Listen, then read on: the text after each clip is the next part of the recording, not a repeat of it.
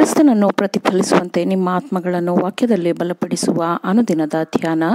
ಇಂದಿನ ಧ್ಯಾನದ ಶೀರ್ಷಿಕೆ 10 ಕನ್ನಿಕೆಯರು ಸಭೆಯನ್ನು ಪ್ರತಿನಿಧಿಸುತ್ತಾರೆ. ಈ ದಿನದ ದೇವರ ವಾಕ್ಯ: ಆದರೆ ಅರ್ಧರಾತ್ರಿಯಲ್ಲಿ ಇಗೋ, ಮದಲಿಂಗನು ಅವನನ್ನು ಎದುರುಗೊಳ್ಳುವುದಕ್ಕೆ ಹೊರಡಿರಿ ಎಂಬ ಕೂಗಾಯಿತು. ಮತ್ತಾಯ 25ನೇ ಅಧ್ಯಾಯ 6ನೇ ವಚನ. ಕ್ರಿಸ್ತನು ತನ್ನ ಶಿಷ್ಯರೊಂದಿಗೆ ಎಣ್ಣೆ ಮರಗಳ ಗುಡ್ಡದ ಮೇಲೆ ಕುಳಿತಿದ್ದನು. ಸೂರ್ಯನು ಪರ್ವತಗಳ ಹಿಂದೆ ಅಸ್ತಮಿಸುತ್ತಿತ್ತು ಮತ್ತು ಆಕಾಶವು ಸಂಜೆಯ ನೆರಳುಗಳಿಂದ ಪರದೆಗಳಿಂದ ಮುಚ್ಚಲ್ಪಟ್ಟಿತ್ತು. ಪೂರ್ಣ ಪರಿಗಣನೆಯಲ್ಲಿ ಒಂದು ಸ್ಥಳವು ಯಾವುದೋ ಹಬ್ಬದ ವಾತಾವರಣಕ್ಕಾಗಿ ಸಜ್ಜಾಗಿ ಇರುವಂತೆ ಬೆಳಗುತ್ತಿತ್ತು. ಬೆಳಕಿನ ಕಿರಣಗಳು ಕಿಂಡಿಗಳಿಂದ ಹೊರಹೊಮ್ಮುತ್ತಿತ್ತು.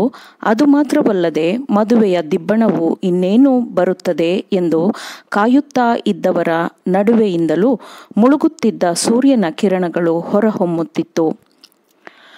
ಪೂರ್ವ ದಿಕ್ಕಿನ ರಾಷ್ಟ್ರದ ಅನೇಕ ಸ್ಥಳಗಳಲ್ಲಿ ಮದುವೆ ಸಂಭ್ರಮದ ದಿಬ್ಬಣಗಳು ಸಾಯಂಕಾಲದ ನಂತರವೇ ಇರಿಸಲಾಗುತ್ತಿತ್ತು. ಮಧುಮಗನು ತನ್ನ ವಧುವನ್ನು ಭೇಟಿಯಾಗಲು ಮತ್ತು ಅವಳನ್ನು ತನ್ನ ಮನೆಗೆ ಕರೆತರಲು ಆ ಸಮಯದಲ್ಲಿ ಸಿದ್ಧನಿರುತ್ತಿದ್ದನು. ಮದುವೆಯ ದಿಬ್ಬಣವು ಪಂಜಿನ ಬೆಳಕಿನಲ್ಲಿ ವಧುವಿನ ತಂದೆಯ ಮನೆಯಿಂದ ಮಧುಮಗನ ಮನೆಗೆ ಹೊರಡುತ್ತಿತ್ತು. ಅಲ್ಲಿ ಆಹ್ವಾನಿತರಿಗೆ ಔತಣವನ್ನು ಕೊಡಲಾಗುತ್ತಿತ್ತು. ಮದುವೆಯ ಮೆರವಣಿಗೆಯಲ್ಲಿ ಭಾಗಿಯಾಗುವ ಉದ್ದೇಶವಿದ್ದ ಜನರ ಗುಂಪು ಆ ಮೆರವಣಿಗೆಗಾಗಿ ಕಾಯುವ ದೃಶ್ಯವನ್ನು ಕ್ರಿಸ್ತನು ನೋಡಿದನು. ವಧುವಿನ ಮನೆಯ ಬಳಿಯಲ್ಲಿ ಬಿಳಿಯ ವಸ್ತ್ರಧಾರಿಯಾಗಿದ್ದ 10 ಯುವತಿಯರು ಅತ್ತಿತ್ತ ಓಡಾಡುತ್ತಿದ್ದರು. ಪ್ರತಿಯೊಬ್ಬರೂ ಉರಿಯುತ್ತಿದ್ದ ದೀಪವನ್ನು ಹಿಡಿದುಕೊಂಡು ಎಣ್ಣೆಯನ್ನು ತುಂಬಿಕೊಳ್ಳಲು ಪಾತ್ರೆಗಳನ್ನೂ ತೆಗೆದುಕೊಂಡಿದ್ದರು. ಎಲ್ಲರೂ ಕಾತುರದಿಂದ ಮಧುಮಗನಿಗಾಗಿ ಕಾಯುತ್ತಿದ್ದರು.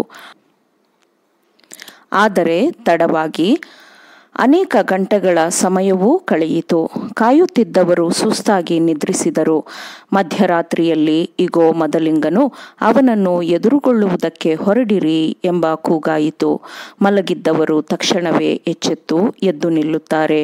ಮದುವೆಯ ದಿಬ್ಬಣವು ಪಂಜುಗಳಿಂದ ಪ್ರಕಾಶಮಾನವಾಗಿರುವುದು ಮಾತ್ರವಲ್ಲ, ಸಂಗೀತಮಯವಾಗಿಯೂ ಚಲಿಸುವುದನ್ನು ಅವರು ಕಂಡರು.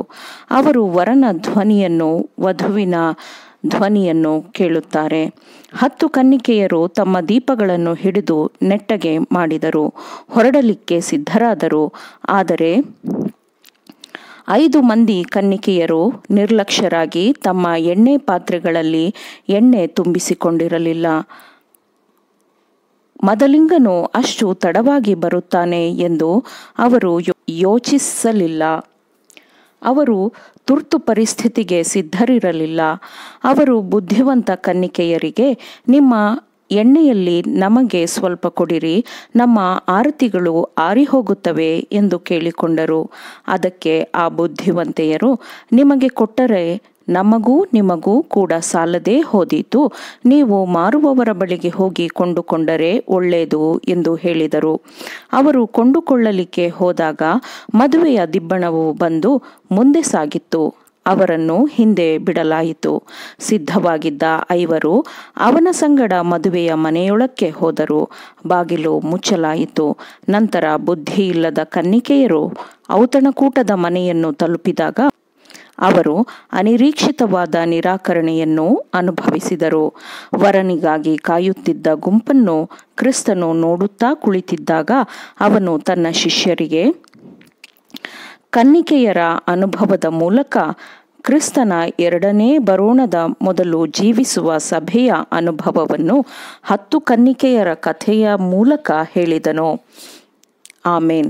ದೇವರ ವಾಕ್ಯಗಳನ್ನು ಶ್ರದ್ಧೆಯಿಂದ ಆಲಿಸುವವರು ಮಾತ್ರವೇ ಆಗಿರದೆ ಪಾಲಿಸುವವರೂ ಆಗಬೇಕೆಂದು ನಿಮ್ಮನ್ನು ಉತ್ತೇಜಿಸುತ್ತೇನೆ.